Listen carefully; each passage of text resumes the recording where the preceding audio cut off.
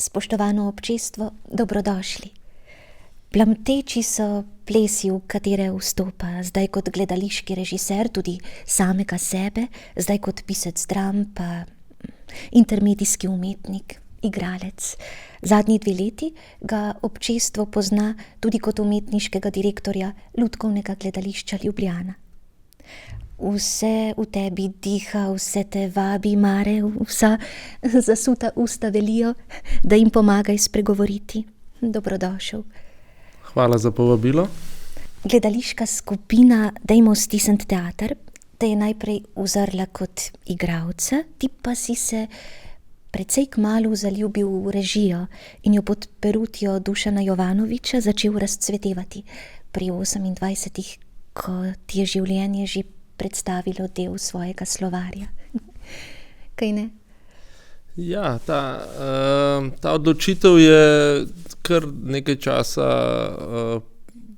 potrebovala, da se v bistvu zmedi, da sem se odločil iti na sprejemne izpite na AGRFT za gledališko režijo. Tako da kot si omenila pri 28 in potem je se življenje obrnilo na glavo prav zares, ne. Mislim, ne prvič in takrat po 4 letih šolanja sem začel poleg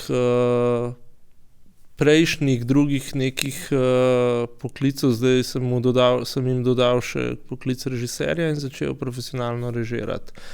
Torej, in tega je zdaj že 18 let, 19. Gledališki čarodej si iz ljubezni, užitka podčrtaš. Takole si nekoč dejal: rad režiram, ne glede na to, od kod pride snov. Pa vendar prav vselej se ne ozreš.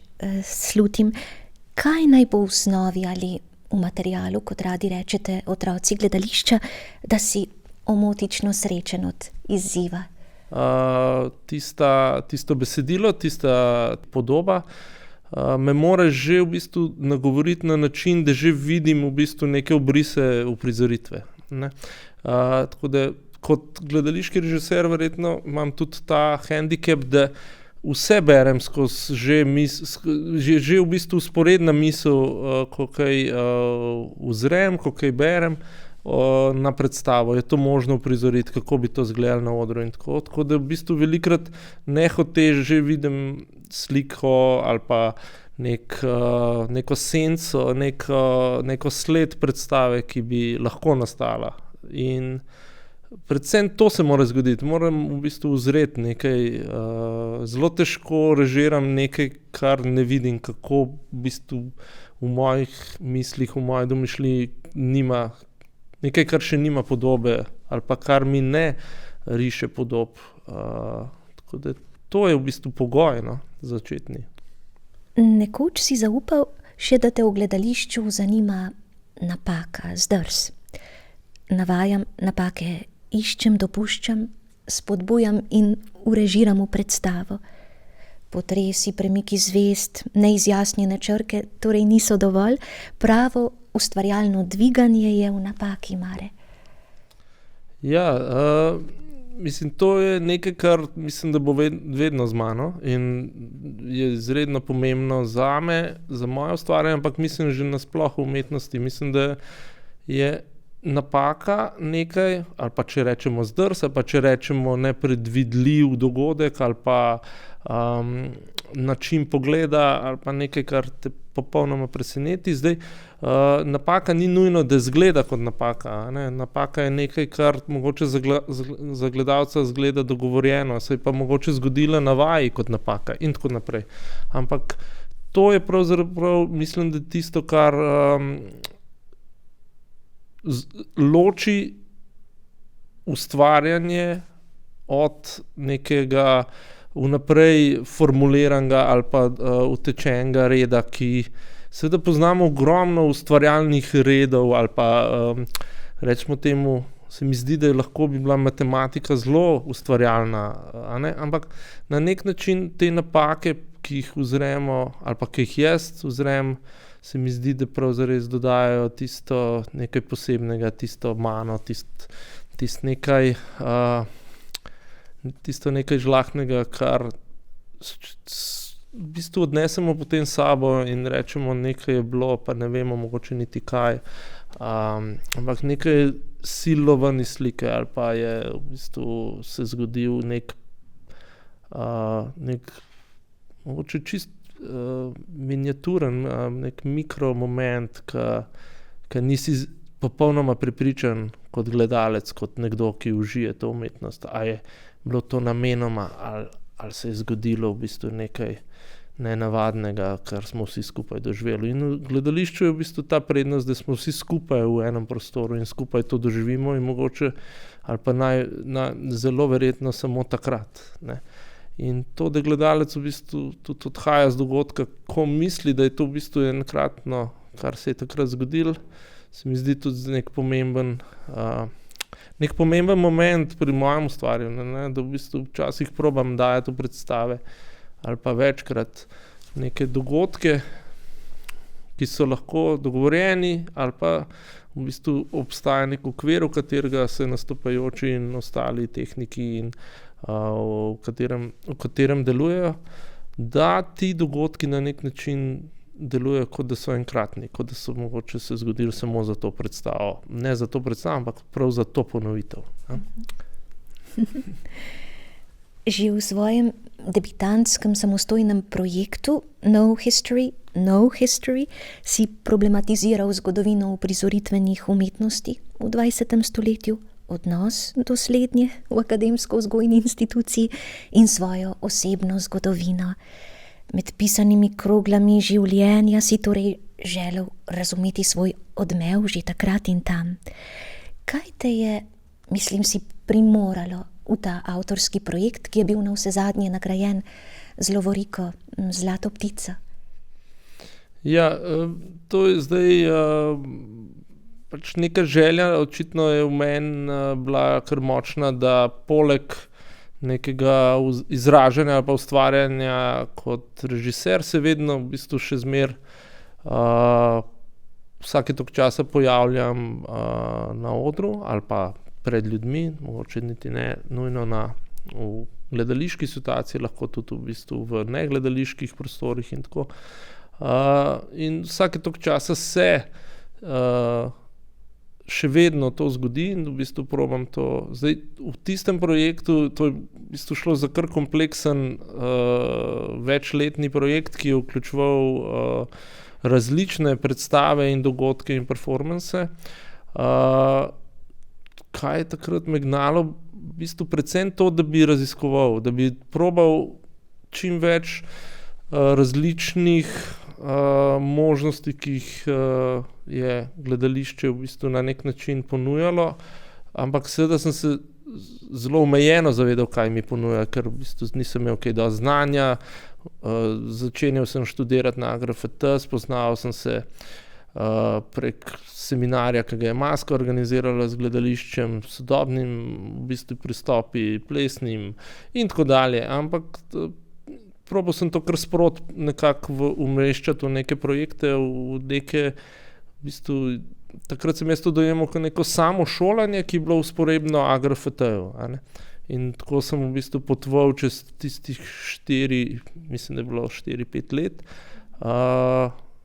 Tako da, mislim, zelo turbulenten čas je bil, pa hkrati zelo intenziven in sem zelo vesel, da sem v bistvu takrat na nek način si vzel čas in probal različne stvari, ker ta raznovrstnost se mi zdi, da mi potem ostaja od takrat in da nekako vidim, bi rekel, neko prednost v tem, da se širiš v različne smeri v svojem ustvarjanju.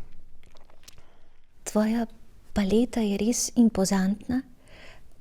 Omenila sem, da te poznamo tudi kot umetniškega direktorja Lutkovnega gledališča Ljubljana in sedaj se silovito odženem. Pred kratkim sta na odru zablestela Medo in Pujsi, nova uspešnica matičnega gledališča in zadnja premiera v sezoni. Sebastian Pregelj in Igor Šinkovec kot pisateljsko-ilustratorski prima dvojec in ti za režijskim krmilom. Postavil si uprizoritev, ki je sočutna, prisrčna, sočna na pravih mestih mehka, tudi akrobatsko dinamična. Tables are turning, mize na kolesih lovijo premene dogajalnega prostora. In zdaj ti zastavim temeljno vprašanje.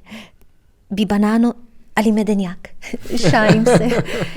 Torej, Mido in Pujsi, predstava s tvojim režijskim podpisom. Kakšen potep skozi dan je bil pa to?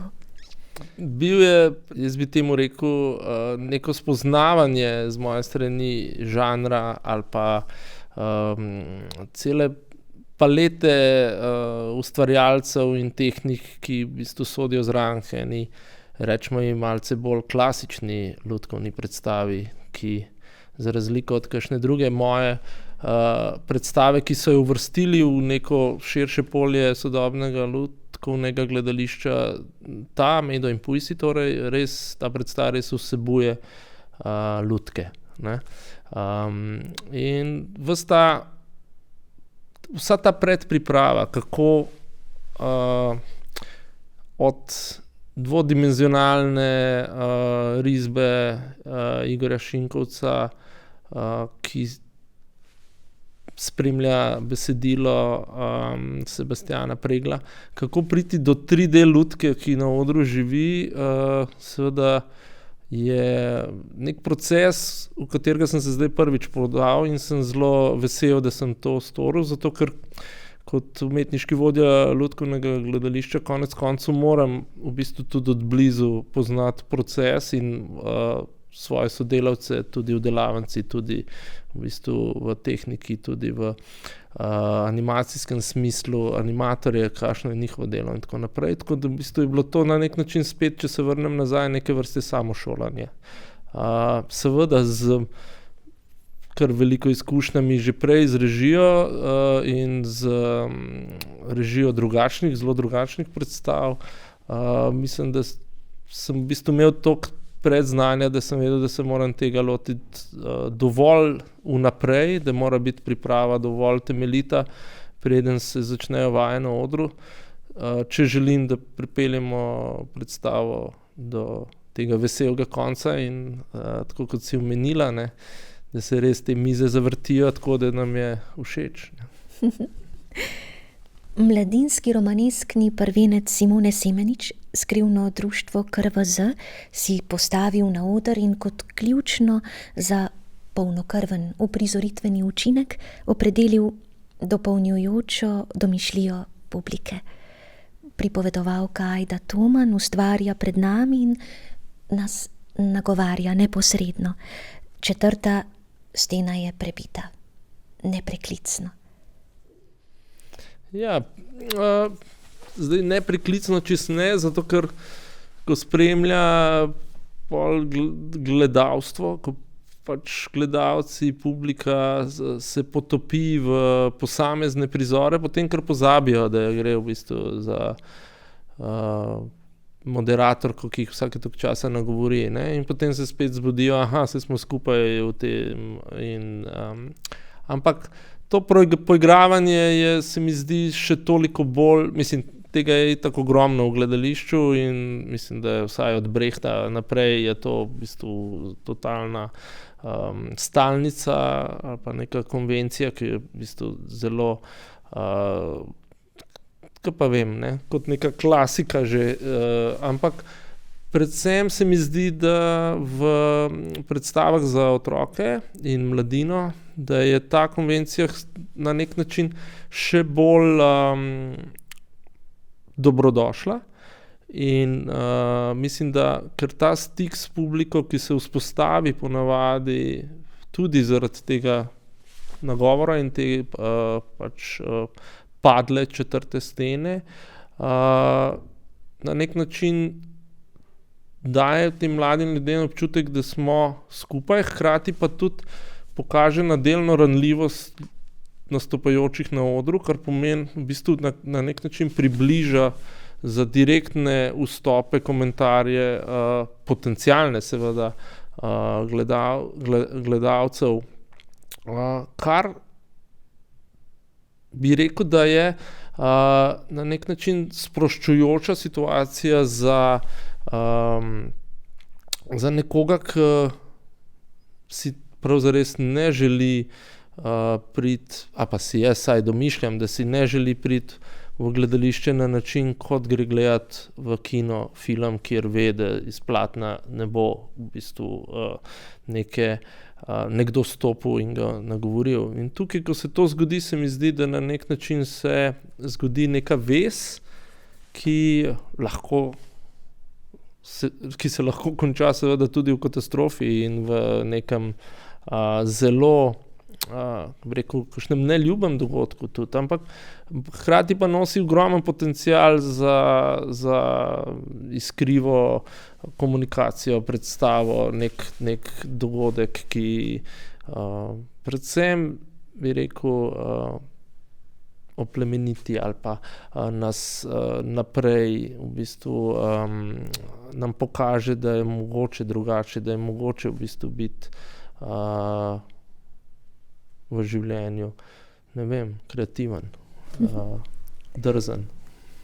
Ja, tako je, da konvencije tako vitalno soočiš, da jih skoraj da dekonstruiraš na nek zelo prefinjen način.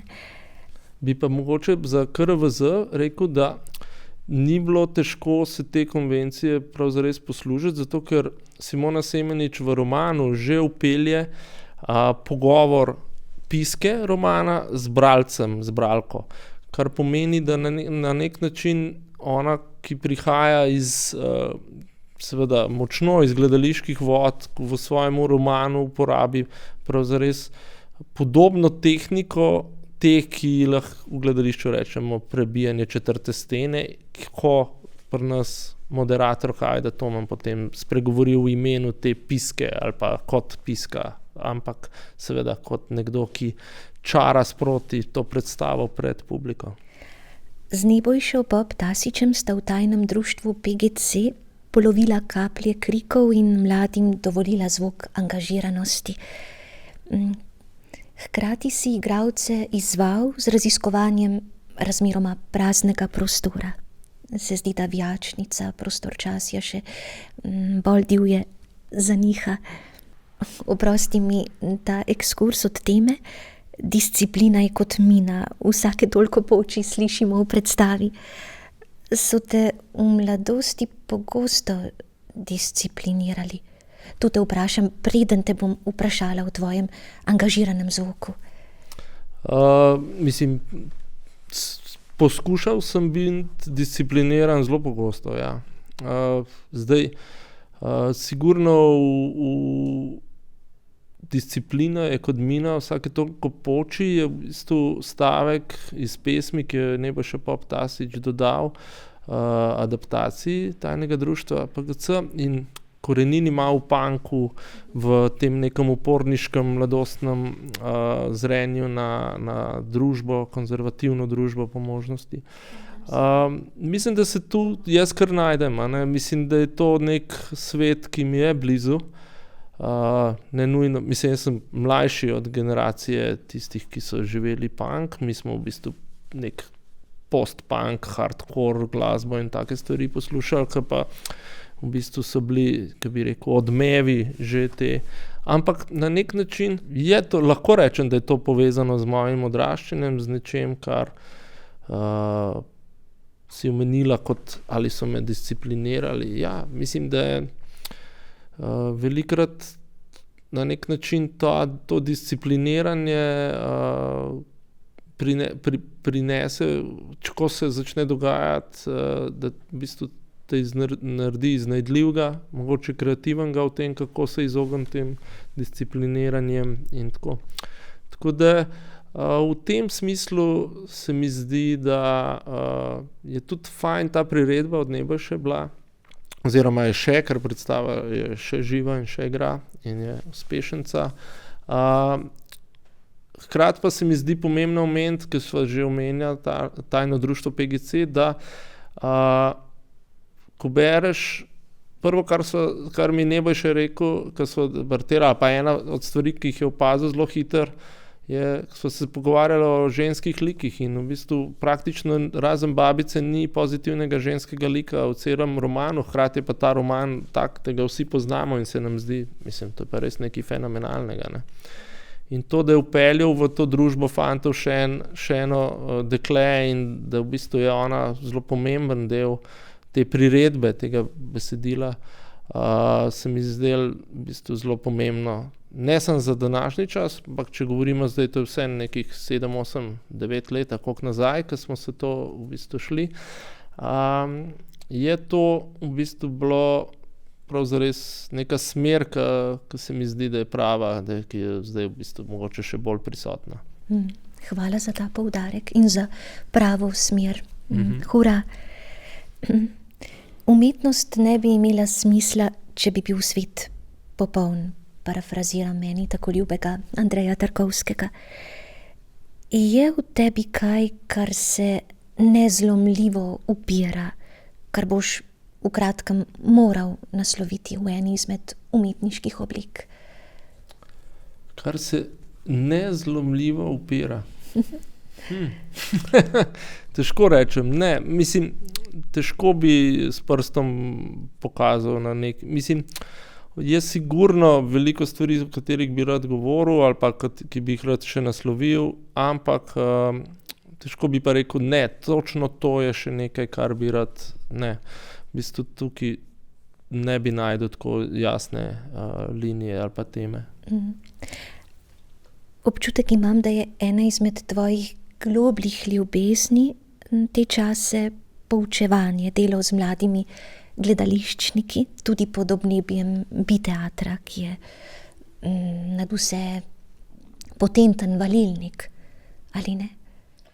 Mislim, zdaj v tej vlogi v bistvu umetniškega vodja gledališča in z lepo predpripravo strani Ajde Ros, ki je v bistvu bila v Lutkovnem gledališču pred mano umetniška vodja, je bil obnovljen ob njenem odhodu program Biteater, ki je namenjen v bistvu mlajšim profesionalcem, če tako rečemo. Se pravi, prihajajočim študentom ali pa tistim, ki so ravno v bistvu nekje zaključujejo šolanjem ali pa so končali šolanje in bi v bistvu se radi posvetili poklicu, različnim poklicem gledališkim, umetniškim in tu v bistvu v tem programu 2-krat na leto, včasih 3-krat omogočimo, se pravi 3 predstave v profesionalnih pogojih z malo manjšimi budžeti morda, ampak predvsem z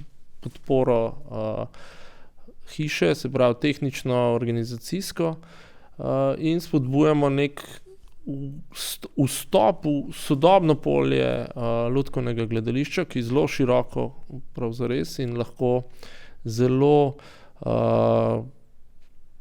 te mladi prihajajoči ljudje lahko zelo v bistvu prosto, precej eksperimentalno ali pa kolikor se le da, kolikor hočejo eksperimentalno pristopijo k tem predstavam. Zdaj, to je na nek način delo z mladimi, seveda je neko spodbujanje, jaz ga z veseljem nadaljujem. Mi je pa tudi ljubo, čeprav imam zdaj kot umetniški vodja manj časa, poučevati mlade, tudi tiste, ki so v bistvu še v srednjih šolah, ki v bistvu še ne vejo, a bi ali ne bi mogoče šli po tej poti umetniški, gledališki. In to je pa v bistvu na nek način še bolj zanimivo, ker imaš opravka še mogoče z neprepričanimi, z mladimi, ki vejo, da nekaj vre mogoče v njih, pa ne znajo še v bistvu prav zares najti smeri, v katero bi oni pognali vso to energijo in se lotili. Tako da to je pa v bistvu na nek način še neka želja, da bi se v bistvu tega spet lotil še več, ampak mislim, da je zdajle mogoče v kratkoročnem obdobju mogoče ne bo časa iti za neke resnejše mentorske, da bi se mentorsko lotil delati z mladimi zdajle, ampak si želim spet, no. Nekoč. Od mladega k porajajočemu se. Maj je mesec, ko so zrna čisto blizu in plodovi nedaleč proč, in tako je prav razgrniti repertoar prihodnje sezone, vozlišče umetni, če se poslužim tvojih dveh besed. Poleg pravoverno domače produkcije boste gradili mostove s Francijo, Norveško, Litvo, Italijo in širše. Ibsenova mreža se bo obsijala s spektakelskimi lučmi, sem razumela. Poetičnega Marka Sosiča bo brala mlada litvanska ustvarjalka, Tin Grabnar bo povezal 6 gledališč v 5 državah, vrača se maestro Fabrizio Montecchi, odrsko se bo zableščala poetična proza Maxa Porterja. Zdaj si pa na vrsti ti. Kar bi mogoče na začetku rekel je, da ko sem razmišljal o Lutkovnem gledališču Ljubljana in nasploh o gledališčih, se mi je zdelo prejšnja leta, ko še nisem bil umetniški vodja, se mi je zdelo zelo zanimivo, kako najdejo pravzaprav v tej raznovrstnosti predstav, ki jih v neki sezoni predstavijo, rdeče niti. Se pravi, da posamezno gledališče najde rdečo nit. In potem sem razmišljal, da na nek način je to pot, ki če bi se zelo, zelo trudil hoditi po njej, da je zelo težko, da se zelo težko držim v programu, ki ga dela Lutkovno gledališče Ljubljana, in sem pol temu rekel, da smo mi neko vozlišče, da smo nek klopčič teh različnih niti, da se to v bistvu vse prepleta, da so ene debele, druge tanke, da so ene volnate, druge so bolj, kaj pa vem, svilnate, plastične in tako naprej, vseh barv so in tako naprej. In to je v bistvu povezano seveda tudi z zelo jasno usmeritvijo že dolga leta Lutkovnega gledališča Ljubljana v svet, v Evropo in svet širše gledano. Se pravi, ne samo s tem, da želimo z našo produkcijo, z našimi predstavami prodreti v tujino na najrelevantnejše festivale v bistvu Lutkovnega gledališča in sodobnega gledališča kot takega, ampak tudi, da se trudimo vabiti tuje ustvarjalce v našo hišo, in ker se zavedamo, da v bistvu izkušnje, ki jih naš ansambel, naša hiša v celoti, delavnica, v bistvu vsi zaposleni dobivamo strani tujih mojstrov ali pa tujih prihajajočih novih, drugačnih ustvarjalcev, ki imajo gledališki stil, gledališke pristope, ki jih pri nas ne gojimo ali pa jih ne poznamo, ali pa ne, da v bistvu vse to bogati ne samo naš kot gledališče, ampak tudi naše okolje, širše Ljubljano, Slovenijo, in zato, kar si lepo izpostavlja v uvodu, zato te tuji režiserji, tuji mojstri zvoka, tuji likovniki in tako naprej, ki se v bistvu pojavljajo tudi v naslednji sezoni, seveda. In na nek način tvorijo ta klopčič, to paleto raznovrstnih niti, tako kot je pač raznovrsten svet, tako kot je raznovrstno gledališče. Gledališče v bistvu ni eno samo, ali pa Lutkovno gledališče tudi ni, ne. To pač je neka raznovrstna, zelo prepletajoča se gmota, celota, vozlišče. Včasih ga malo razvozlamo tu, pa se zavozla nekje na drugi strani, in v bistvu skupaj tvori nek tak svet, ki je v bistvu dovolj širok za vse poetike, za vse umetnike, za vse med nami, ki gledamo na umetnost kot nekaj širokega, nekaj neprostranega, nekaj, kar v bistvu je mora biti dostopno vsem in hkrati v bistvu mora vključevati vse pristope najnenavadnejše. In tu spet pridemo do tiste napake, ki sva govorila na začetku. In napake nam potem odpirajo nov vozel nam naredi v bistvu lahko neko novo smer, ki v bistvu odpre vrata ustvarjanju, v bistvu čisto neke nove, drugačne svetove, ne. Tako da se trudim se v bistvu se obdržati to raznovrstnost, to pestrost, ki na nek način je povezana tudi s pestrostjo publik, ki jih nagovarjamo pri nas, od tistih najmlajših do odraslih, ki jih v bistvu in vse vmes. Sijajno. Marebulc, v tvojem odtisu je podčrtana raznorodnost režijskih postopkov, ustvarjalnih postopkov, najširše gledano. Saj to vprašanje, še preden ga zastavim, začutim, da je na toliko načinov napačno.